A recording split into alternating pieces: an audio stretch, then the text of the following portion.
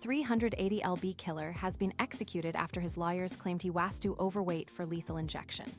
Michael Tanzi, branded a fledgling serial killer, was put to death just after 6 p.m. on Tuesday evening at Florida State Prison in Raiford after his lawyers tried to stave off his morbid end.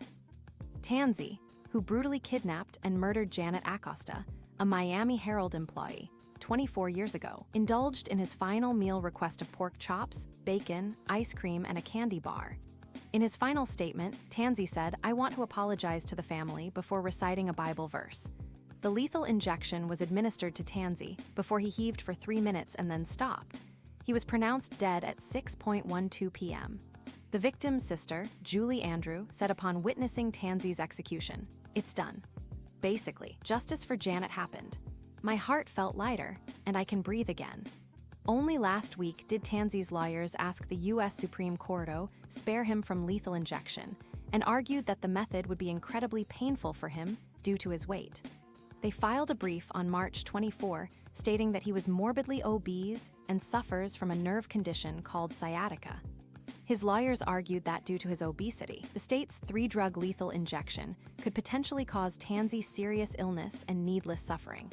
The brief detailed that the drugs may not be able to fully sedate Tanzi, and he would be left paralyzed, but aware with a sensation of being burned from the inside. However, the request was denied just hours before his execution. Acosta, 49, was on her lunch break in her car on April 25, 2000, when Tanzi approached her and asked for a cigarette before punching her repeatedly until he was able to take control of the car. Tanzi threatened her with a razor blade, saying he would cut her from ear to ear if she made any noise, and drove her car for around an hour from Miami to Homestead. He sexually assaulted her, stole her money and credit cards, and then drove to an isolated area to kill her. He also knew he would get caught quickly if he released her alive, court records said. The Miami Herald reported that Tanzi claimed he didn't want to get caught because he was having too much fun. Tanzi put duct tape on her mouth, strangled her, and left her body in a wooded area. He then drove to Key West, and Acosta's friends eventually reported her missing. Police located him when they discovered he was driving Acosta's car. When they approached him as he returned to the car, he said that he knew what this was about and wanted to talk about some bad thing he had done, the Independent reported. He was indicted for first-degree murder and charged with carjacking with a weapon, kidnapping to facilitate a felony with a weapon, armed robbery with a deadly weapon, and 2 counts of sexual battery with a deadly weapon. Miami police detective Frank Casanovas told the Herald in 2003, "What we have here is a fledgling serial killer."